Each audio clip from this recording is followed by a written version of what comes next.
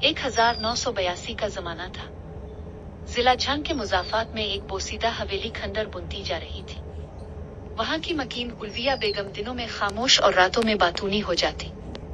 वो हर रोज किसी अनजान को खत लिखती और अलमारी में रख देती, जैसे वो अलमारी किसी दूसरी दुनिया से राब्ता हो। काशिफ, जो गांव का बेहतरीन खत नवीस था, को एक दिन हवेली बुलवाया गया। बेगम साहिबा ने इससे कहा, मोहब्बत किसी इंसान से नहीं, किसी रूह से हो जाए तो क्या वो गुनाह है? काशिफ ने बात को मजाक समझा, मगर जैसे जैसे वो खुतूत लिखता गया, हवेली में अजीब और गरीब आवाजें आने लगी।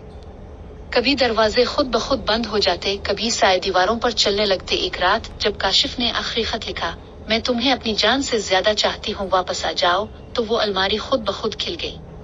अंदर से एक पुराना सड़ चुका मर्दाना कोट निकला, जिसमें से काशिफ को अपनी ही खुशबू आई। अगली सुबह गांव वालों ने देखा कि उल्विया बेगम का कमरा खाली था, सिर्फ एक नया खत रखा था।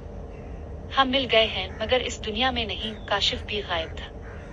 कुछ कहते हैं वो बेगम के इश्क में कैद हो गया, कुछ कहते हैं वो खुद इस आसिब का पिछला जन्म था। गांव में अफवाहें फैल चुकी थी।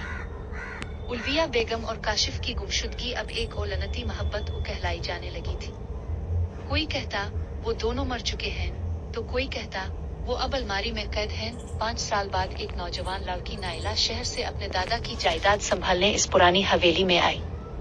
वो मॉडर्न थी, उन बातों पर यकीन नहीं रखती थी, मगर पहली रात ही इसने ख्वाब में एक खूबसूरत नौजवान को देखा जो कह रहा था, हमें आजाद करो, हमें पढ़ो। और अगले दिन नाइला ने अलमारी खोली।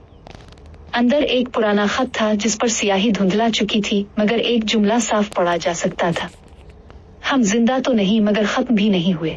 इसी दिन से नाइला ने रोजाना ख्वाबों में उल्विया बेगम को देखा, सफेद लिबास, बेहद उदास, आंखों में आंसू। नाइला को समझ आया, ये रूहें कैद हैं, उनकी कहानी अधूरी है और आजादी तभी मुमकिन है जब सच सबके सामने आए। नाइला ने काशिफ की पुरानी डायरी ढूंढी, जिसमें आखिरी सफ़े पर लिखा था, ये अलमारी एक दरवाजा है, वक्त के पार, मौत के इस पार। अब नाइला के सामने 2 रास्ते थे, एक आ तो वो इस राज को दफन कर दे, दो आ इस दरवाजे से गुजरे और दोनों आशिकों को नजात दिलाए। क्या नाइला ये खतरा उठाएगी? क्या वो आसिब की दुनिया में कदम रखेगी?